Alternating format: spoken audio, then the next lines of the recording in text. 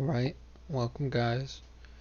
This is my SAE presentation for vet science, and it's just going to be a short presentation, but I'm basically doing this presentation on the 4-H training I had a couple weekends ago. So let's go ahead and get started. Okay, so my name's Jack Henry, if you didn't know that, and here we go. So a little backstory about 4-H is when I was like 9 years old, one of my neighbors had been going there, and they were currently a counselor, so she talked to my mom about getting us signed up because she thought it was a fun camp. And yeah, basically I started going there when I was 9. My sister was 10, and basically started off as a camper, and I've been going ever since then. So basically, at camp, you have your campers, which is what most people start out as. And when you are a camper, you pick from a selection of classes, and usually, or they try to pick your top 3 class choices, but it can't always happen. But anyway, you have those 3 classes that have been selected for you, and that is your schedule for the day, kind of. But you wake up, you have breakfast, you raise up the flags, and then you go off to your classes. And then when your classes are done, you have lunch, and there's other programs that happen later on. But the big part of camp is the classes and meeting all the new people and just kind of being out in nature.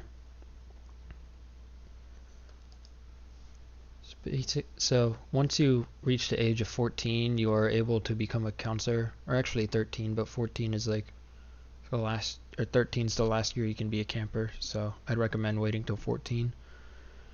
And to become a counselor, you have this overnight training that I'm talking about, and you have to fill out an application to become a counselor. You have to have an individual interview if you are a first-year counselor or a CIT counselor in training. And then if you are a returning counselor, you have a group interview with all the other counselors from your county. Another thing I did not mention, there are like 2 or 3 counties per cluster, and it takes place like multiple weeks throughout the summer. So my week would be the Loudoun-Fauquier group, so the counties of Loudoun and Fauquier get together and then go to camp for that week. And then the next week it might be like Prince George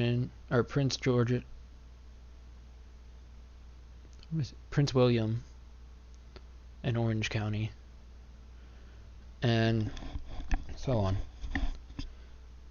But anyway, so you have the individual interviews, you have the group interviews, and then if you are accepted, you continue and have 3 trainings you do with your cluster.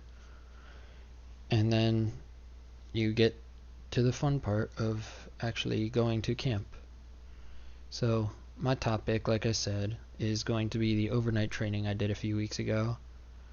And they call this TALT, or Teen and Adult Leaders Training.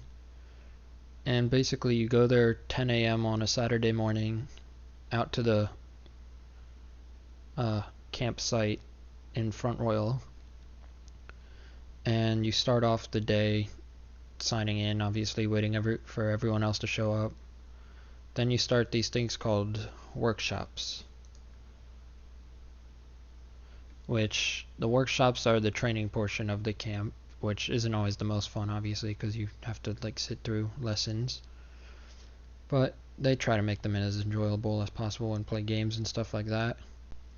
Basically, at the workshops, you learn how to do certain things which you'll need to know when you become a counselor, such as becoming an effective leader, which is important because when you're actually at the camp portion as a counselor, you'll be watching over 4 or 5 kids that are between the ages of like 8 and 13.